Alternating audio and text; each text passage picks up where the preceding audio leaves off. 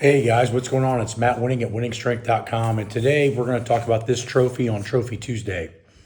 So, in 2003 is my last undergraduate year. I'm still working on the weekends as a welder part time, and I'm also spending a large amount of hours in the weight room in between my classes on the weekdays. Now, what I would do would be Friday, I would get done at the gym about 5:30, 6 o'clock p.m., and I would drive to Louis Simmons' house, stay the night, wake up in the morning.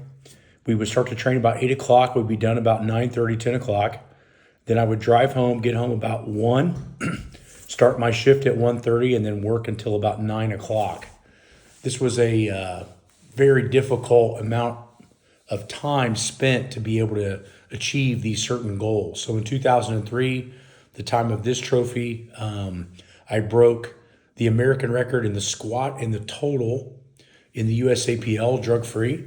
And it was probably one of the most trying years that I had as far as everything combined. I was still trying to do welding to pay for school, driving out of state, which was about 3 hours one way to train and then come back.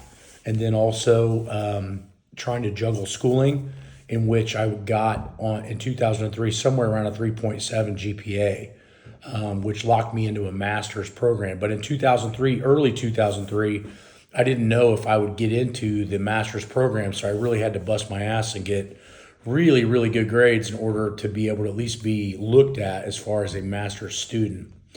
By 2003, I'd already accumulated about 6,500 hours of Division 1A collegiate strength conditioning experience. And also in 2003, but right before I won this meet, because this was when I won this meet, this was right at the end of 2003, like September, and I turned 24 in October. So I had to get this meet in order to still be a junior. That summer, I actually did an internship at University of Texas with their football program. So that was an eye-opening experience. Got to work with Jeff Madden and got to see a lot of intricate stuff that they were doing at that time as the largest athletic school as far as a whole in the country.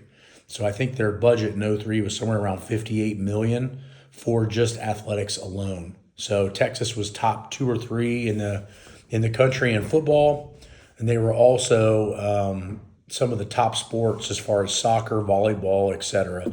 So it was interesting to see that level of training and be able to take it to the next level. So that was 2003. A lot of hardships, a lot of diligence, and a lot of time spent becoming what I am today. So it's hard for me because these were somewhere between 14 and 16-hour days pretty much regularly, whether it was training, schooling, or working. And so it's hard for me to find time for people to tell me that they can't work out because they don't have the time. So you can see how that can be kind of an issue. But yeah, I mean, I think that really taught me what it was going to take to not only be an entrepreneur, which I know that Joe DeFranco has talked about maybe in the last day or two about what it's like to be an entrepreneur, which leads me into this talk here that we're about to do now. You see these people talking about, running their own business and making 6 figures and, doing all this from the comfort of home and their laptop. I'm here to tell you right now that that's not true. For most people, including myself and including Joe DeFranco and many others that I know, it took us many, many years to build up to 6 figures plus and also be able to sustain it. So for a lot of you guys that are starting off in the business, don't think that there's some special marketing strategy or that things are just going to fall in your lap. They're not. You're going to have to work really, really hard in order to achieve those goals. And sometimes it's going to take somewhere in the neighborhood between 7 to 12 years in order for you to achieve what you originally thought was possible. And that's why you see so many people drop out of this profession, is because they don't have the patience and the timeline. Working and training and trying to be somebody in this field can take a long time. whether it's just you want to be a great lifter, or you want to be a great strength coach, or you want to be a great private personal trainer. All these things are going to take a lot of time, effort, and energy for a lot of years in order for you to achieve that goal.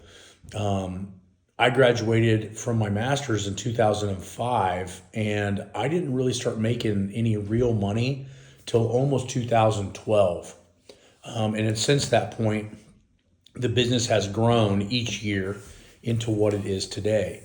But a lot of times in this business and in others is that your connections and who you know and what you put yourself around is going to be the fastest key to growth. Meaning, like,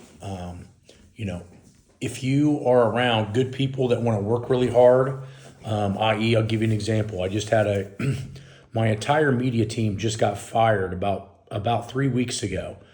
And it took me almost 10 years to find the right media team that was not only going to do their job, but was also going to charge me a proper amount.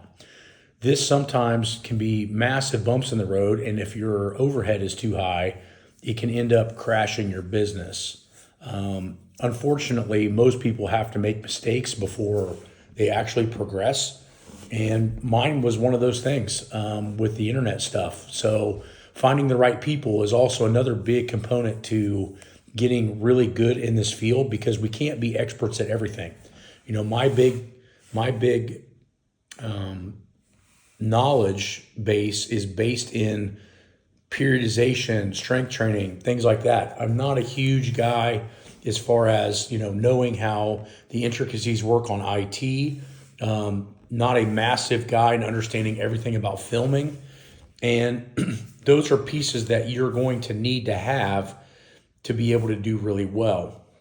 And so having a team of guys around you that have better talents in those areas are going to be a huge opportunity for you to get better.